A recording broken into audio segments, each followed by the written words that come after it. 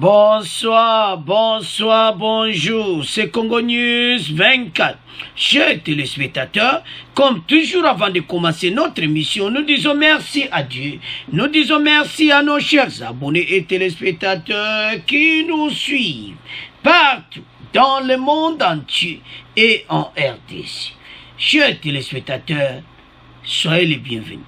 Bande Konanga, émission à l'élo. Comme d'habitude, Isaiah Kouinda. À la une, chers téléspectateurs, état de siège. Bande Kotoko décidé ensemble le message à Fachi. Toko Sola, on peut Toko Yoka conférence de presse où il est qui. Oui, Salamaki sur état de siège.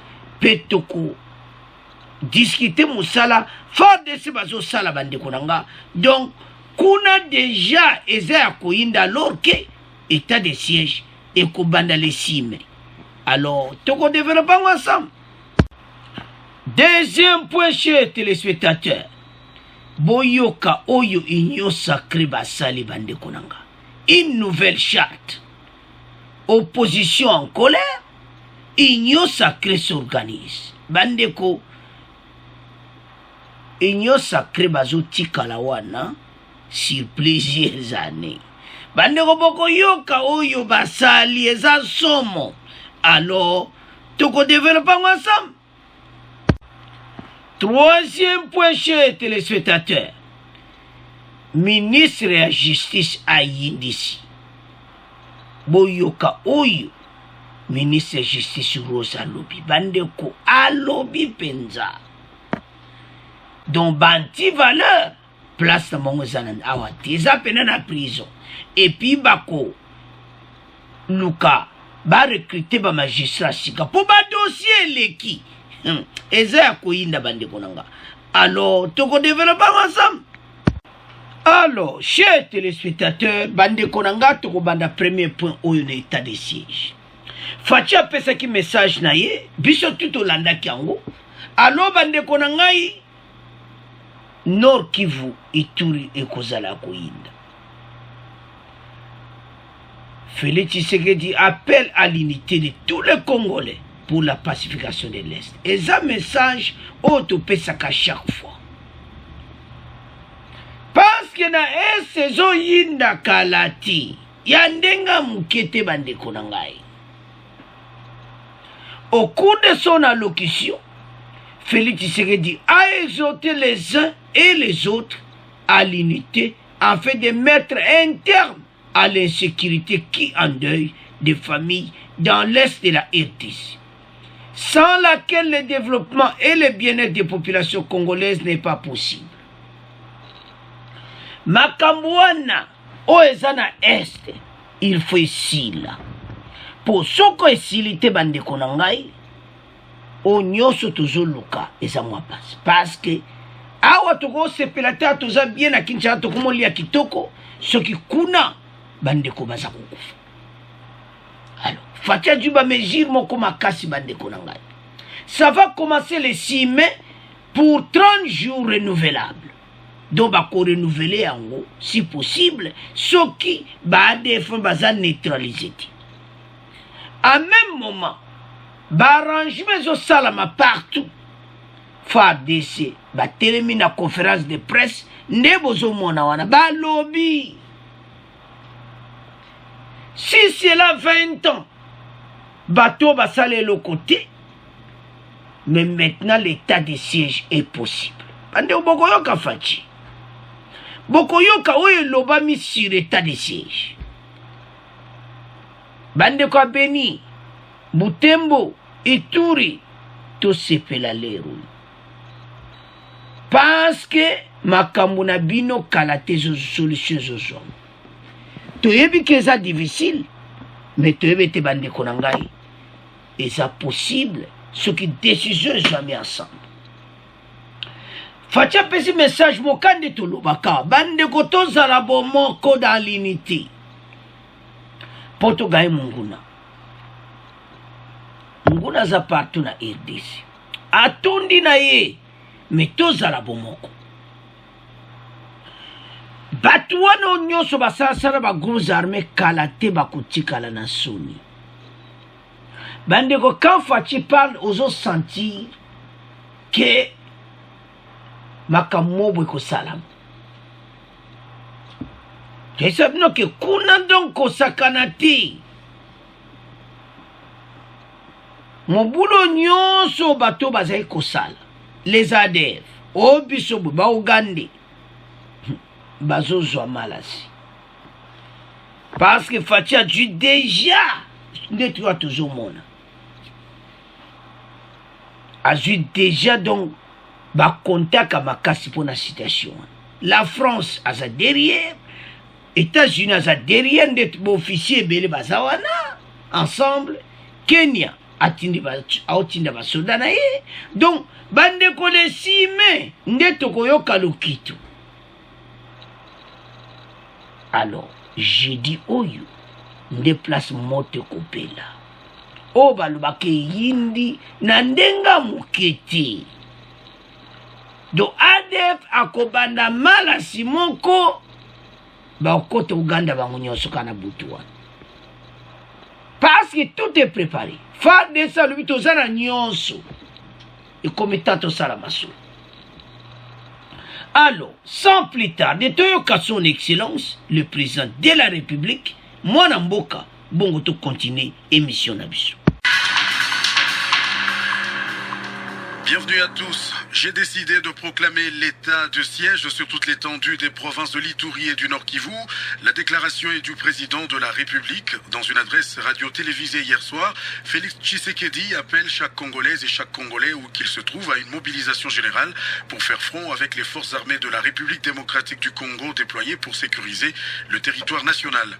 Nos vaillants militaires doivent être appuyés par une prise de conscience collective de tous les compatriotes à titre de réconfort et leur serment de défendre la partie et l'intégrité du territoire national, a dit le chef de l'État. Pour garantir le succès des opérations militaires pendant cette période de l'état de siège dans les deux provinces de l'Ituri et du Nord Kivu, Félix Tshisekedi adresse quelques recommandations, non seulement à la population, mais aussi aux institutions socio-politiques. Je vous propose de suivre le président de la République dans cet extrait sélectionné par Peleki Pelamondo. J'exhorte le peuple congolais tout entier à adopter pendant cette période une attitude responsable à tous égards. Ainsi donc, je recommande plus particulièrement au gouvernement de la République de ne ménager aucun effort pour assurer la logistique nécessaire aux forces armées déployées au front. À la classe politique tout entière de ne mener aucune action de nature à saboter ni à décourager nos forces armées. Aux hommes et aux femmes des médias d'appuyer à travers leurs programmes respectifs l'action des forces armées. Aux populations locales de coopérer étroitement avec les autorités militaires déployées en dénonçant les ennemis du peuple et toute complicité à quelque niveau que ce soit. À toutes les couches sociales internes et à nos compatriotes vivant à l'extérieur du pays, d'exprimer la solidarité et la cohésion nationale avec le peuple de l'Est et de rester vigilant et attentif pendant cette période et plus que jamais à cette cause salutaire jusqu'au rétablissement total de la paix. À la société civile de se mobiliser derrière nos forces armées et enfin aux servantes et serviteurs de Dieu de prier pour la nation et pour nos forces armées au front. Alors, bande konanga to landi fachiwana. Atangi biso nyonso na biso bata diaspora. Na bata media, tout le monde te supporte. Tu pesa message moko positif. Koyana ba message na yote ya ko décourager état de siège oyo. Koyana message no monta ko décourager ba FARDC. Yela biso message moko ndenge facha lobina l'état de la nation. Congolais tellement bozolala ba faux discours bolanda ngoti facha lobiwana que dans l'union, dans l'unité nde to gagner munguna bandeko eza makamoko sérieux FARDC ça se préparer na ndenga mukiti basala une conférence de presse donc makambo bango bayena ngo ekozala donc kuna pene kozakito. Alors à partir d'ici mai gouverneur à Nord Kivu à Ituri bango tour bakoza remplacer na FARDC dans solo. Alors Partout les militaires, état de siège. Partout. Bandeko, tango bakubanda ba couvre-feu. ADF akomwana ti. Décision au chef de l'État jui yango nde ba peuple azai causer. Gouvernement oyo alobaki gouvernement ba guerrier. Alobaki so gouvernement bandi. Yango bomoni ki salome banda. C'est-à-dire à partir de 6 mai,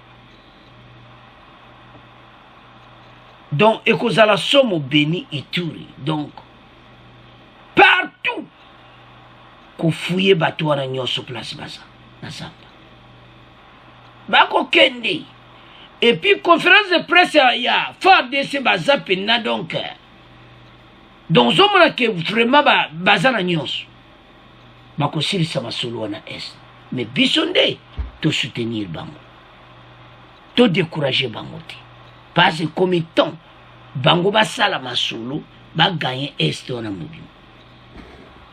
Alors, sans plus tarder, bandeko nanga, Tolanda, extrait Oyo, bongo to continuer mission na biso.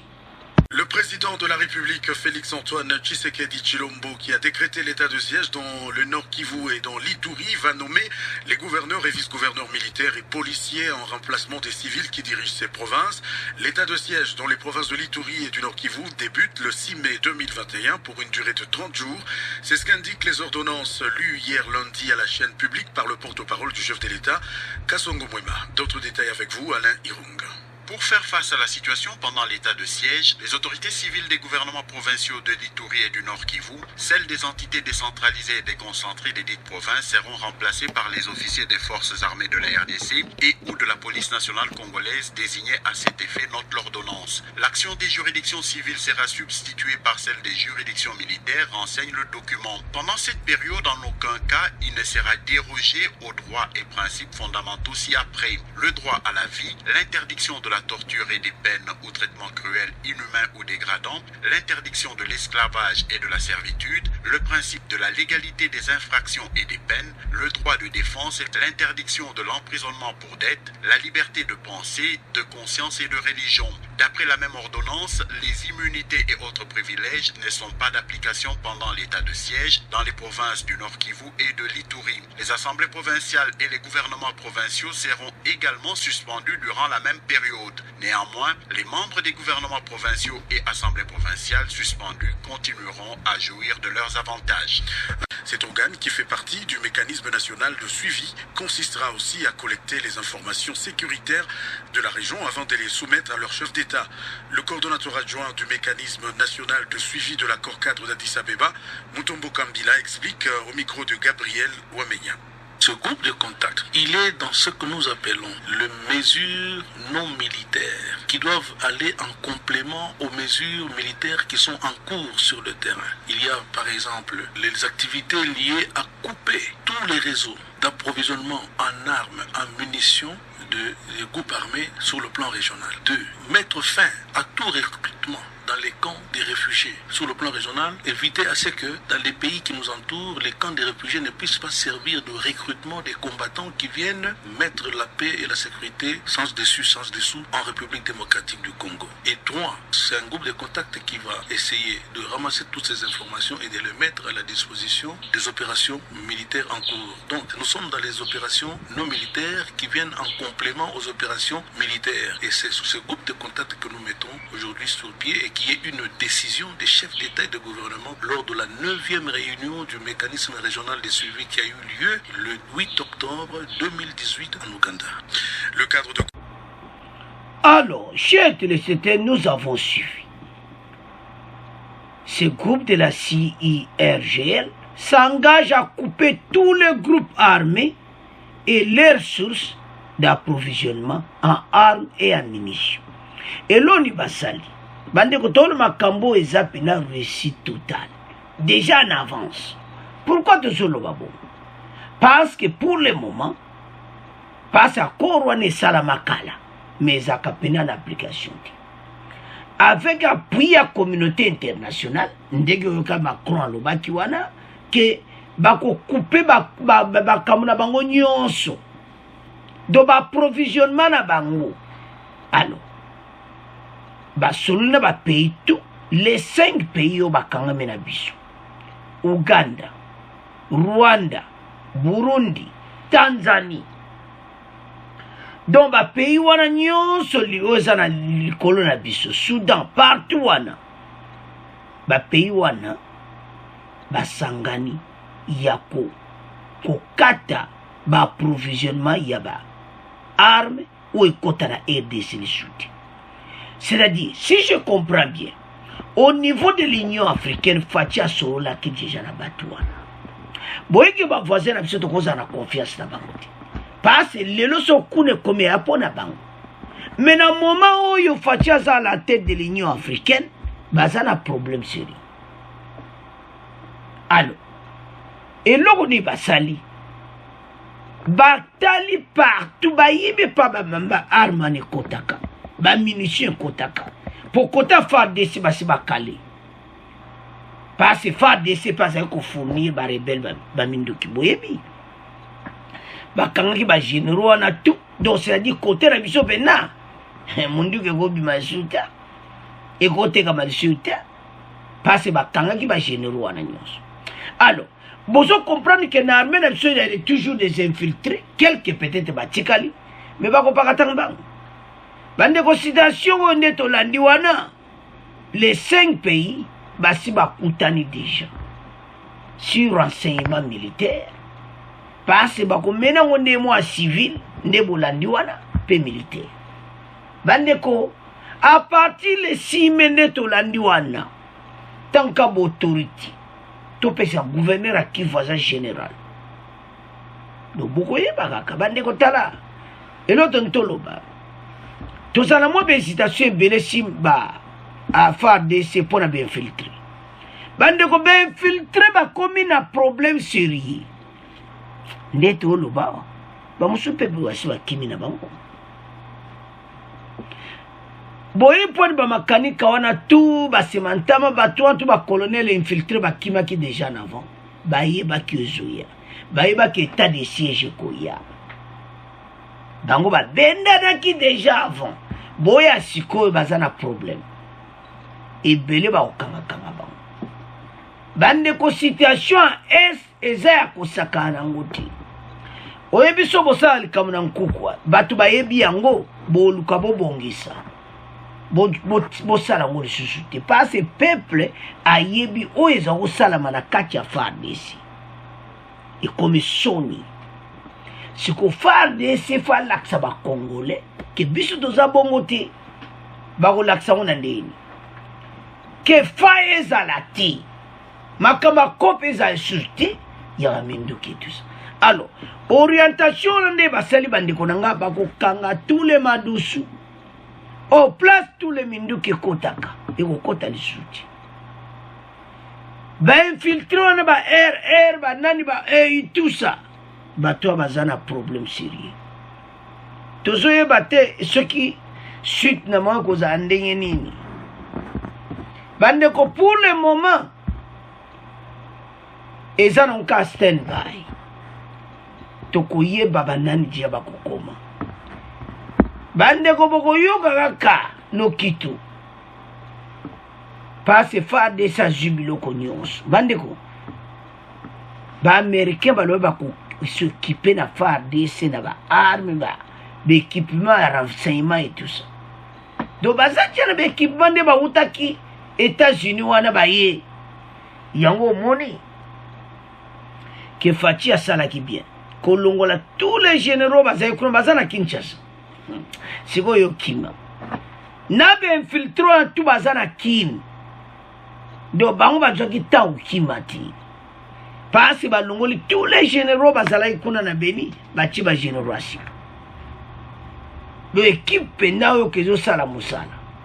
Alors et lo ni tontoloba aw biso sikoto soutenir bango parce que bazo sala musala moko propre kitoko. Bande konanga tala mboka na biso po etelema tozala bomoko tozolo bango ba Fatia lobiango biso to lobango le nyonso ke congolais totika esprit wana oui différence ezo nga supportaka Lamuka nga supportaka parti boye me bandeko makamozo changer na RDC soko boyebiti Union sacrée va adopter charte à Sika. Toujours un deuxième point. Donc, ba Martin Fayulu, ba Shadari, ba Touana Nyonso, bazana problème sérieux. Bon, tout ba tchaka motema ba cédé na présidence Mawatro. Union sacrée, bazana charte à Sika. Ba gouverne peut-être 50 ans, mais totika on a bien, toujours un point. Pour ça, c'est mon émission. C'est-à-dire, gouvernement le Konde, ba sangani na ndenga muketi. Ba yokane te munguna azana place de Susuti. Ah, vraiment, cause la mona mboka à la tête du pays, c'est la fierté. Quand on a présentation dans la fierté, moko bandeko nanga, yako saka nangote. Quand je vois comment Fatia zo tamsamboka. Azana souci bandeko na ye yonde zomona bandeko ebele awa okala wana makamba est yangote kisalu mebanda bono balisusu kala tu yo bandeko kita tala batu wana na kata zamba bazana problème sérieux bandeko économiquement tozo perdre d'abord to perdre batu bazo kufa deuxièmement ba minere bazo piller na ndenga moketi ba groupe armé wana musuba yana mokako ba oluka pe mbalo place ba kino teka ba minere wana ba voisins na biso ce sont aussi des complices mais tozana bango maili na ndimite mbala oyo ba okosa mu tozana bango elo toyesa ba congolais tozala bomoko toko gagner guerre oyo toko vaincre yango mais tous à la kakaini. Alors, tu tiki premier point nabino, tu comme na deuxième point. Alors, chers téléspectateurs, tu comme na point na biso ya mibali. Deuxième point. Bandeko union sacrée makambo uyo basali et en somme. Une nouvelle charte. Première réunion na bango. Bandeko boko yoka extrait. Na Kempiski Hotel Fleuve Congo. Basangana ki na Fleuve Congo masolo kitoko mende nazomona bato bavanda pouvoir libéral nayeki bandeka bele bazana colère union sacrée bavandisi masolo sur initiative ya son excellence le président de la république bokoyoka bayati bandeko nanga bamone te basangana na réunion wana Jean-Pierre Bemba ba député nyonso le ministre ya Sama Lukonda yena ba ministre ne nyonso présent bokoyoka ba ye po ba vansa masolo ba bebi na bango Fayulu Shadari na bato bazo proposer élection 2023 baza simana bino bozana problème sérieux boluka soki wapi donc bozande bozana bozana mieux fu bozala kaka wana il faut opposer mpe bazala mais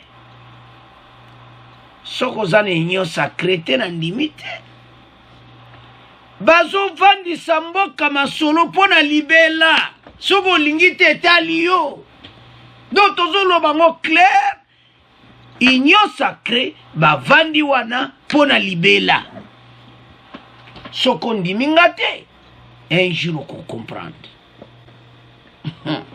très kitoko peuple congolais kosepela na ndenga mokete bandeko mboka oyo RDC kokoma développer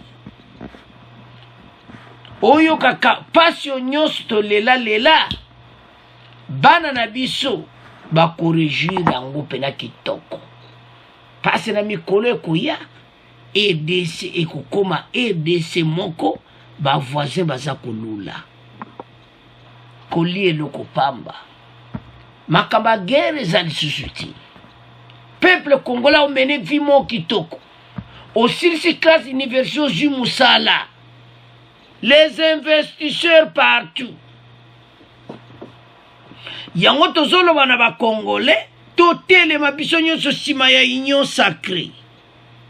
Bokoyoka bayati. L'initiative ba pesi bandeko nanga eza po bavandisa pena masolo. Bakiti wana donc tanga ka facha zo longwa na 2000 combien kuzana 2023 2028.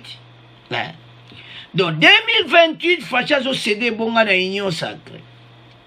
Na sozo boya na éviter so lingini toloba nini.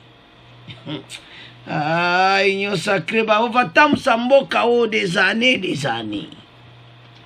Jean-Pierre Bemba zawana présent. Batu nyonso baza présent ba adopter charte asika. Union sacrée. Union laksini bandeko.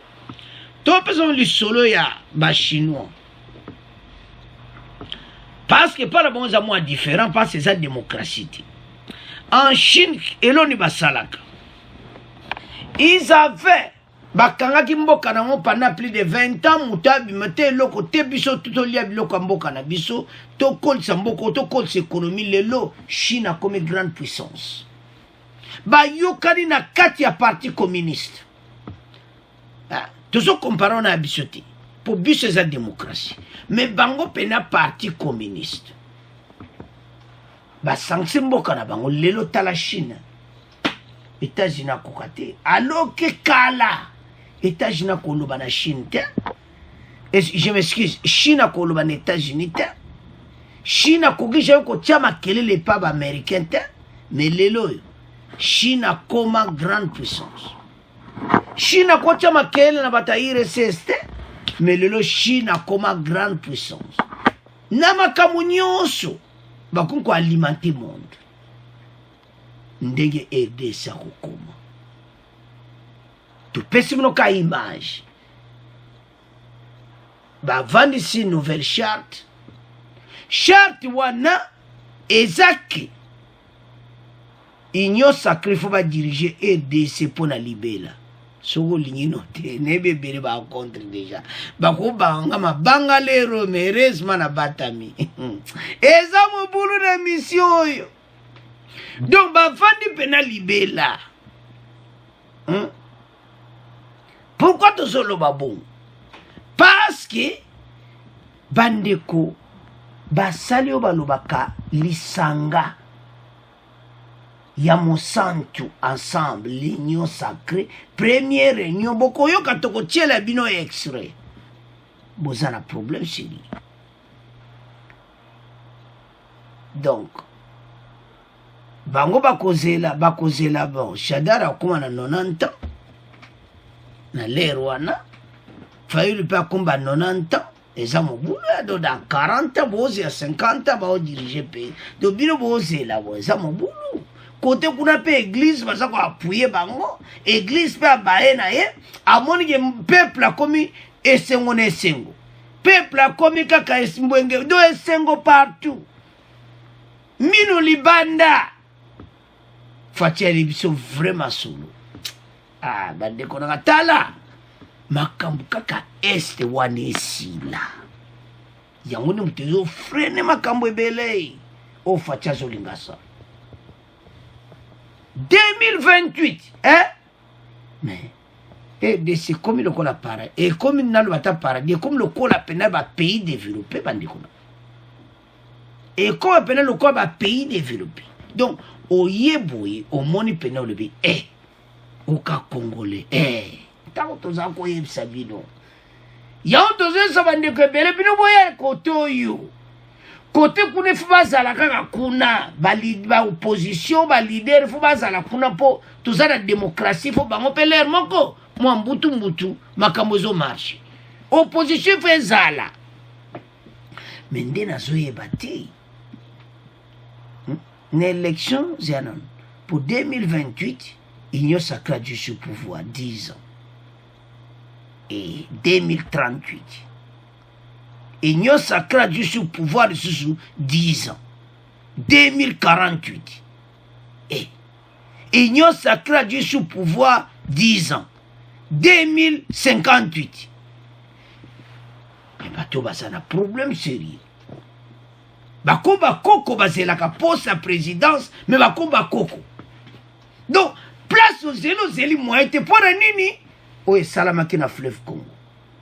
Une nouvelle charte. Alors, sans plus tarder, Toyoka, oye leka ki na fleuve Congo, bon to continuer mission na biso. L'Union sacrée de la Nation a tenu sa toute première réunion hier lundi à l'Hôtel du Fleuve sous la coordination de Modeste Bahati Lukwebo. Il a été question au cours de cette rencontre d'échanger sur comment restructurer l'Union sacrée de la Nation. Plusieurs personnalités ont pris part à ces discussions, notamment le Premier ministre Sama Lukonde Kyenge et toute son équipe gouvernementale, Kitenge Yesu, Jean-Pierre Bemba Gombo, président du MLC, Dieudonné Bolenge Tengue, secrétaire général d'Ensemble pour la République. Ils ont réfléchi sur comment élaborer une charte pouvant régir l'Union sacrée, initiative du président de la République Félix-Antoine Tshisekedi. On écoute le président du Sénat, Modeste Bahati Lukwebo, au micro de Michel Kifindangoy. Sur instruction de son Excellence, Monsieur le Président de la République, s'est tenue la première réunion de l'Union sacrée de la Nation. Eh bien, il a été question aujourd'hui d'échanger d'abord sur comment devrait être structurée l'Union sacrée de la Nation en vue de lui doter d'une charte qui nous permettra de fonctionner harmonieusement. Au cours des échanges, il est apparu nécessaire que nous puissions continuer la réflexion, c'est-à-dire que nous avons chargé une petite équipe d'experts qui va rédiger le projet de charte qui sera soumise aux personnalités qui se sont retrouvées, et nous allons élargir cela à tous les présidents et chefs de regroupements politiques de manière à ce que, après toutes les discussions, la dite charte soit soumise à l'approbation et à la sanction de son Excellence, Monsieur le Président de la République. Bandeko babebi na bangwawa bazana problème sérieux. Fachinde architecte Nkolo Masulu donc abongisa obena bien basa la charte moko asika basilisi nyonso après baki opesa son excellence. Donc bandeko tala so omoni babemba bamikitisi na bango bayebi ke masolo eza kitoko babite masolo ezawa monta eza lokola bato baye no azotonga bwato azobenga bato boya kota na bwato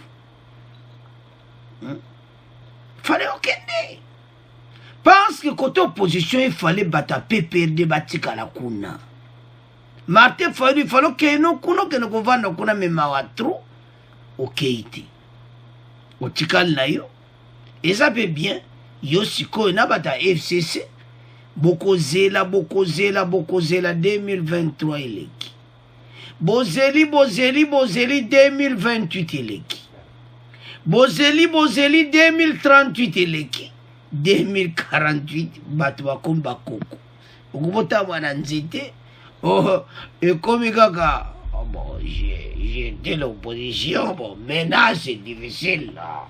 Alors vous voyez que je suis maintenant très âgé, je vais passer alors la direction de l'opposition à ces jeunes là. Donc, Mingongo est échangé, Mingongo est comme un problème sérieux, bon, comme bakoko. Au zéro, c'est le pouvoir comme koko.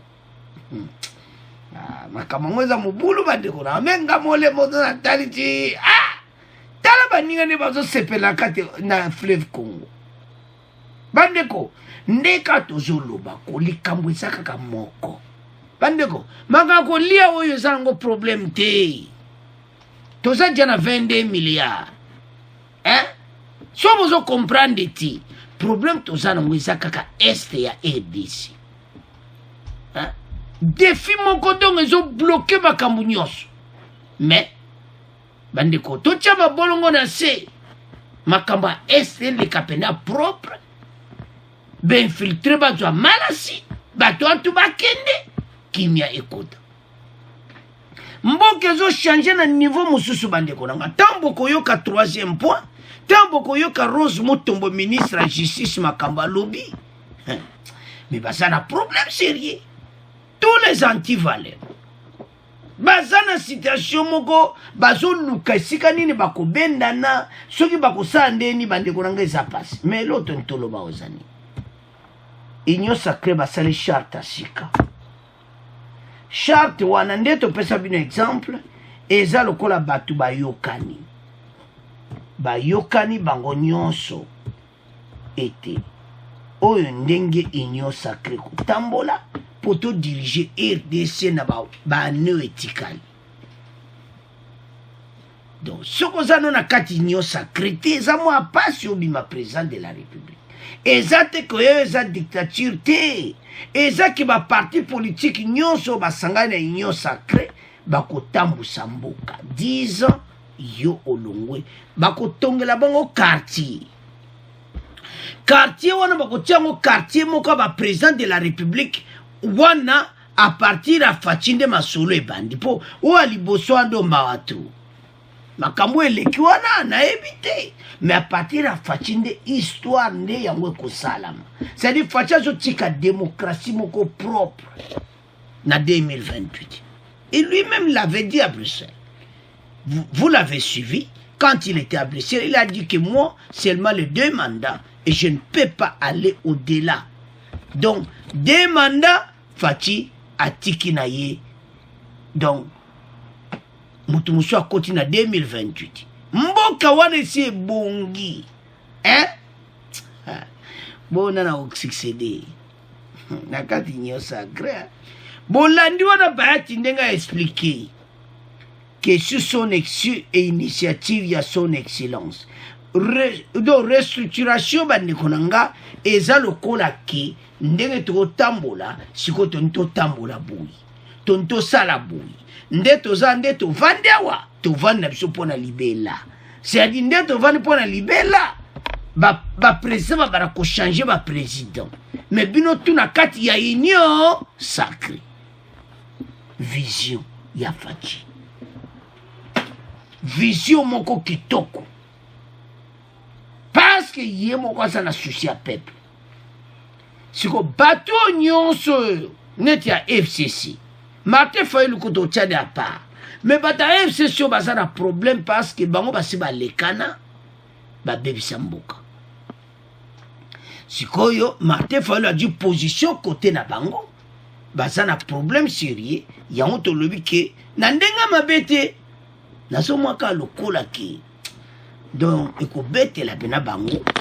donc tango zelo zeli posé to comme bena vie obimi pe président de la république te odu pe pension moko mawatu o komino otiki no musala ya opposition parce que comme koloko kote sona nzela eza mawa alors eloko bandeko o basali nouvelle charte tolandi bangwana bandenga kotambola ya sika donc si je comprends bien ate ozala o comprendre kati tala esengo bemba zokota tala nonde bazo yamba bango tala nano lukonde sengo bandeko il était présent na ba ministre na nyonso nde bolandi wana lukonde akina ba ministre tout ba député nyonso mutu nyonso azaki présent tolo bakaka net bakatumbi azalaki teme mutramo azalaki wana do masolo pene lekina okal alors bato batikali totala nanu ndene koleka pona bango soki kozala na 2000 combien 2000 2048 mais kwa bakomba koko ça la pena passe bon mais bandeko c'est à ce point tu tires deuxième point tu comment qu'il y a troisième point. Alors chers téléspectateurs to kobina oba lobake yindi boyoka oyo ministre ya justice Rose alobi bandeko Rose Mutombo anyingisi asali séance moko asangi batamibeko nyonso sur les antivaleurs ndenge nini bako recruter ba magistrat ya sika. Bande ko somba komo senga ba recruter ba magistrat sika. C'est-à-dire ba dossier za tout. Ba dossier tondi na ndenga mukete do bakulu na cravate place na moza na makala. Parce que bande ko nanga za pasia. Soki tozo tala ndenge ni bato batambusi mboka pana 18 ans. Mais totali gouvernement oyo ekoti moto balobaka moto akosaka moto na moto na département zotia pe na moto. Comprendre sikoyo. Bokolanda e. La dame de fer Rose Mutombo. Bandeko anyingisi. Alobi pele ministre justice alobi ke bato tuwana.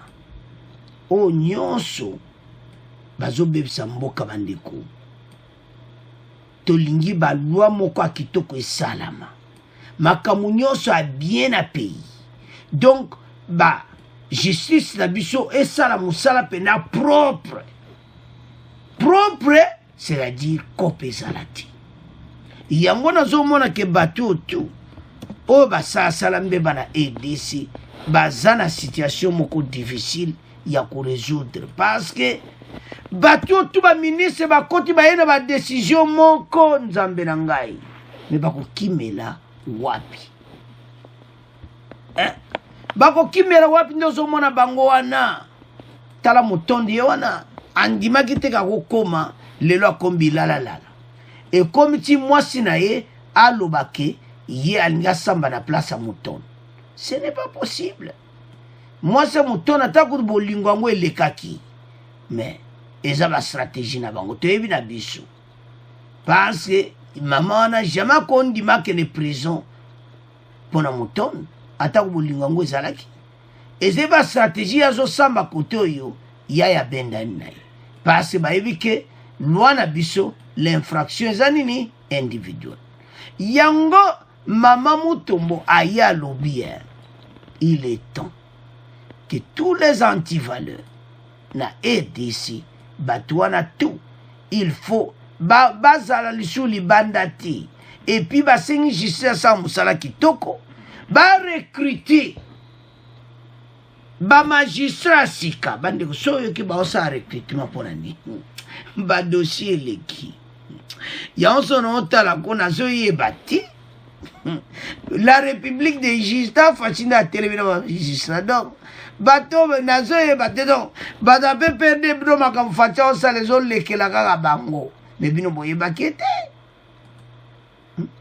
boye baki fatite ta botie bakala FCC cash fadi si quoi comme dans les pleins pouvoirs simanae équipe o kaka ayemo fati mutazoloba keza gouvernement ba guerrier donc ba yé pena pour travailler ba yete o buena buete alors sono otala batu tout oyo tout pendant les 18 ans basala sala bambeba bazana problème sérieux ba dossier zozela bango batu lokola matata mponyo batu wana mouton tambwe mambado batu yo ba dossier na bango eza kuna donc baza batu moko na éviter ndeni bako résister parce que situation noyo et bango ne bazana éviter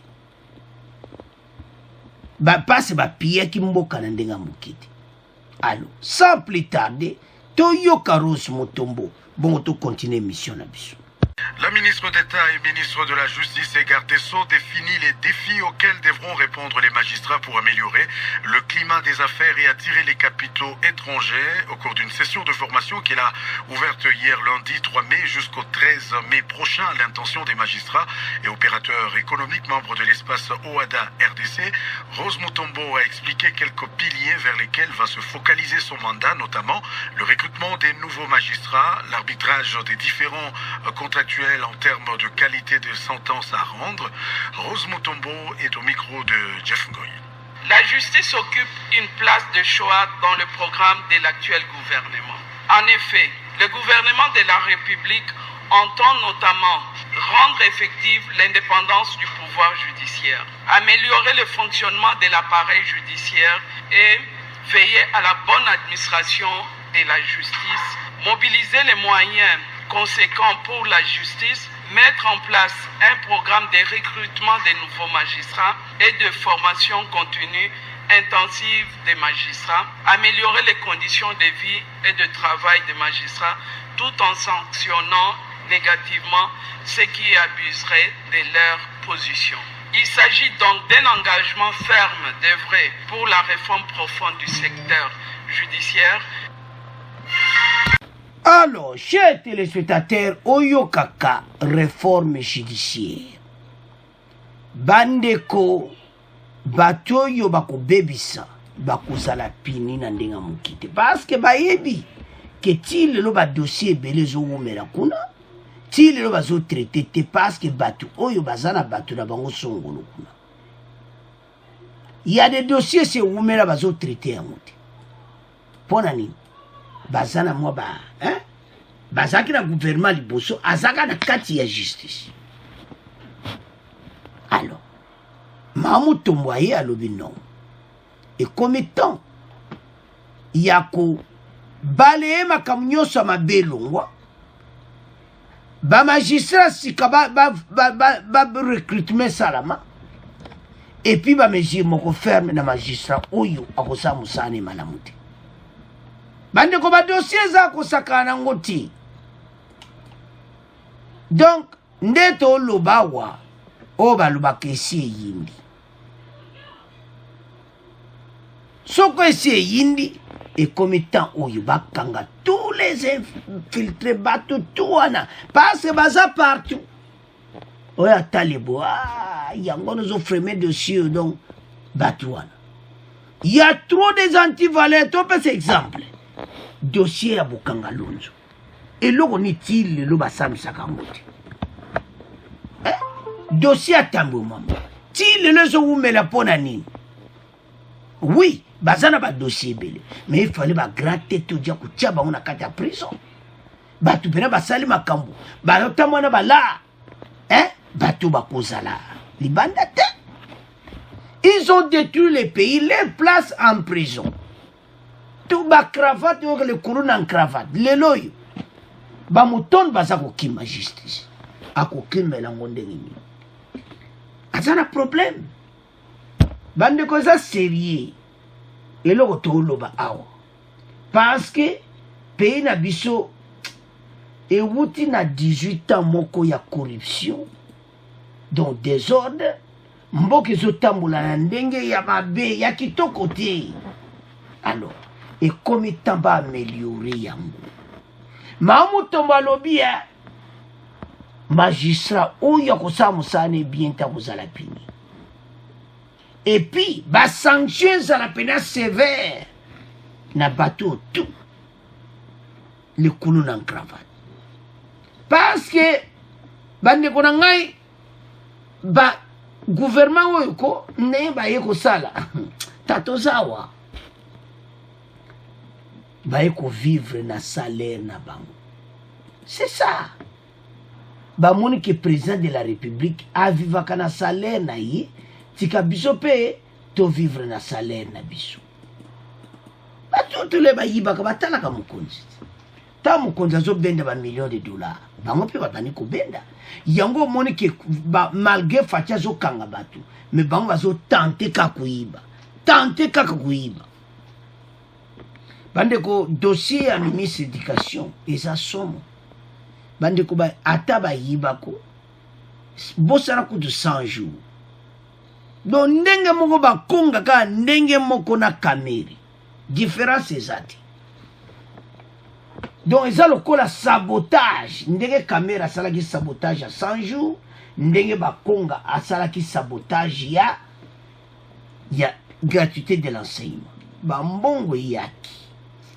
Bateau batali gauche, tali droite, à mon niveau la gratuité, balekana. Les lazans à sa prison. Yena makala a kobeta pena 23 ans. Parce déjà 20 ans zelaï. o bakanga dia batu na ye bapesa bango 20 balobi liste eza molai. Alors toujours na problème o Mahamu Tombo alobi ke mosali fo esalama propre bakanga tous ces gens bato tout baza libanda bato bakotambolaka na nzela te. Donc quand Mahamu Tombo alobi on t'a na landika na bia voilà c'est ça ministre de la justice bandeko to lexi ba l'air na batu moko donc anzambe mon pays do bayana bango wana ko makanisi na bango kutu don ezana moka na likonda kaka na likonda yibanga na yiba yo sala boy ngape. Donc mutu nyonso azana kati ya COP quel pays basambusi RDC na ndenga mokiti mais Fatipa alobi ngai na binawa bokotonda bino nyonso na makala bandeko. La prison de Makala ekozala inondé badossier bokanga lonzo tili lezozela badossier atambwe mamba eza kuna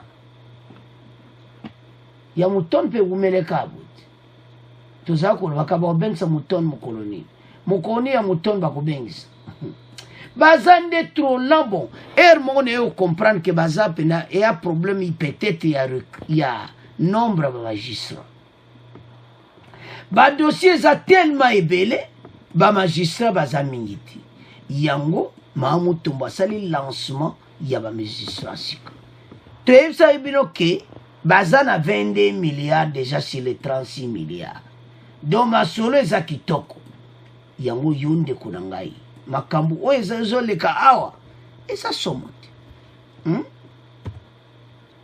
donc situation ekomi awa bato nyonso baza na problème sérieux po balukaki makambo boluki makambo ekoyela bino bandeko oyebi ke bato ma problème yango batangaka bamillion kaka ba million, mais je ne comprends pas du tout. Donc bino kaka ba million ko nzambe mboka na biso. Donc batu bayana bango kaka koyiba bandeko nanga tolandi ministre ya justice. Donc mboka ezotambola na nzela kitoko eloko eza wana kaka ke babakisa banombre ya ba magistrat nde tolandi wana nasi ba dossier kozala accéléré parce ba dossier ebele et puis ba dossier bezo traîner. Alors maman ministre de justice alobi ba sanction kozala na ba magistrat oyo ba kosala musala na bango kitoko te. Donc bandeko nanga eza ya koyinda. Alors situation oyo passe mboka toko bandiko total na comment ba minéraux za na kata mboka na biso. Est-ce que Congolais zo mérité ndinga zo vivre lelo? Non. Moyibe zaki makasi justice ezate, impunité zo continuer, batoyo. Donc c'est ça. Alors tolobaki na bino ke gouvernement ba guerrier bolandi. Donc mutu nyonso na ministère ne doit travailler na ndenga mukite. Yanti na tolobi ke bino bozo zela ba pouvoir bovanda. Parce que bato bazo travailler na motema moko mboke ko tambola kitoko. Masolo pe a bien salami to moni pe ke mboka échanger. Alors bande ko na ngai ba mi yibi kala te ba ko tonda na prison Makala. Mama Rose azor sala recrutement ba magistrat eza ya kuyinda esi yindi. Alors bande ko na ngai et comme siko c'est à ce point de comment clôturer mission na biso. Bon abonner massivement, bon continuer ko partager. Au revoir, à la prochaine.